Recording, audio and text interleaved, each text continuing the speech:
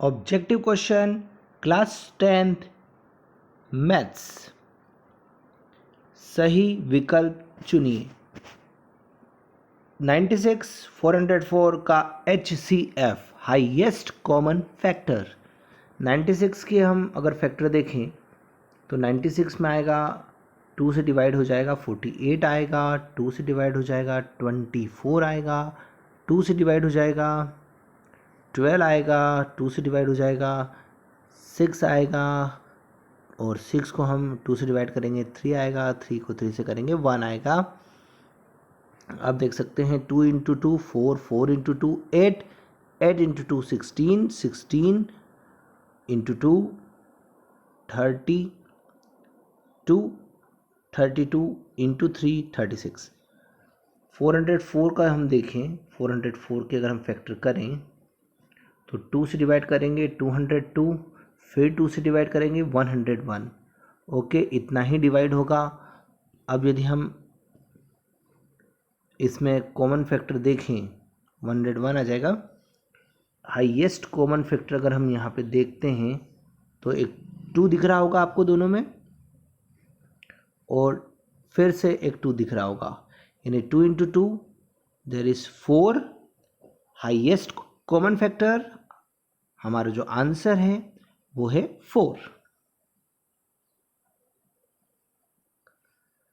आगे बढ़ते हैं। √2 करनी 2 कौन सी संख्या है? आप जानते हैं करनी 2 एक अपरिमेय संख्या है।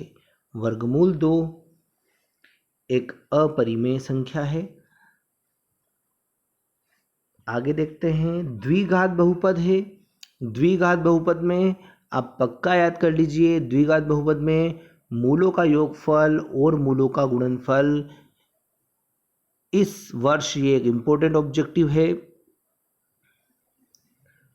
मूलों का गुणनफल अल्फा इंटू बीटा, मूलों का गुणनफल होता है C/A, और मूलों का जो योगफल होता है अल्फा प्लस बीटा, उसकी वैल्यू होती है -B/A। मूलों का गुणनफल C/A, मूलों का योगफल -B/A। पक्का याद कर लीजिए। सही विकल्प चुनिए। x का वर्ग -3, x का वर्ग -3। अगर हम सही विकल्प इसमें देखें तो शून्यक मीन्स x का मान, x² माइनस का जो ये 3 है, इस 3 को हम लिख सकते हैं √3 का होल स्क्वायर, √3 का whole square is equal to में 0 चला सकते हैं। अब x² √3 का स्क्वायर जो माइनस का है वो इस साइड आ जाएगा तो प्लस का हो जाएगा, और जब हम स्क्वायर हटाएंगे, बोथ साइड से स्क्वायर हटाएंगे, तो our answer is ±√3। Plus minus लग जाएगा जब हम वर्ग हटाएंगे। द्विघात बहुपद ax वर्ग प्लस bx प्लस c के अधिकतम शून्यक। ध्यान रहे, अगर द्विघात बहुपद है, अगर द्विघात बहुपद है तो शून्यक सदैव, द्विघात बहुपद के शून्यक सदैव 2 होंगे। यह हमें पक्का याद कर लेना है। सही विकल्प चुनिए। सही विकल्प चुनिए में जो कंडीशन आपको क्लियर से नहीं दिख रही होगी तो मैं लिख देता हूँ, A1/A2 बराबर B1/B2 और बराबर नहीं है C1/C2। ये कंडीशन है, आपको ध्यान होगा, ट्राई कीजिए कंडीशन कौन सी है। तो ये कंडीशन है कोई हल नहीं होगा, समीकरण का कोई हल नहीं होगा। इक्वेशन आपको दिया है, बताना है रेखाएं कैसी होगी, समांतर होगी, प्रतिच्छेदी होगी, या कोई हल नहीं होगा। कोई हल नहीं होगा, अनंत हल होगा, या अद्वितीय हल होगा। तो यहाँ पे अगर हम देखें इक्वेशन, तो A1 की वैल्यू मतलब x का गुणांक a1 की वैल्यू यहाँ पर x का गुणांक 1 है, a2 मतलब x का गुणांक 3 है। इसी प्रकार से b1 बटा b2 अगर हम निकालें तो b1 माइनस का 2 है, b2 है 4, और अगर हम इसको डिवाइड करें तो 1/2 आएगा माइनस का, जो कि इक्वल नहीं है 1/3 के।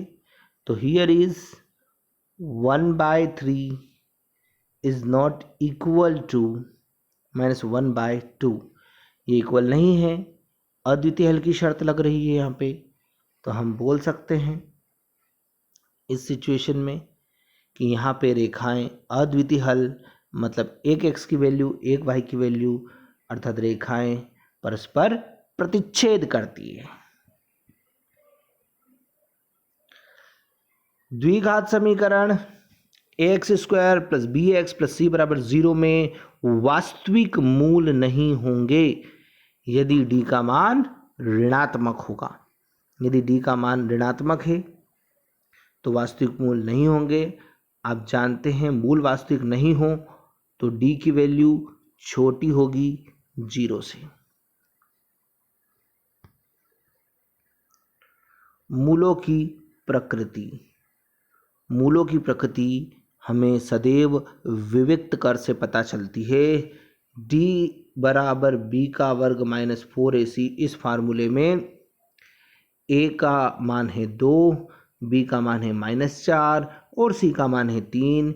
ये सारे मान b के स्थान पे b का मान, a के स्थान पे a का मान और c के स्थान पे c का मान रख दीजिए, आंसर आ जाएगा।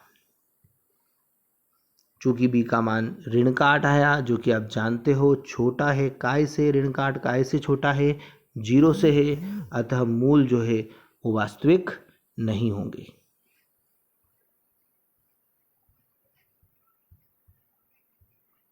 ठीक है, इस क्लास में इतना ही। आगे ऑब्जेक्टिव नेक्स्ट वीडियो में देखेंगे।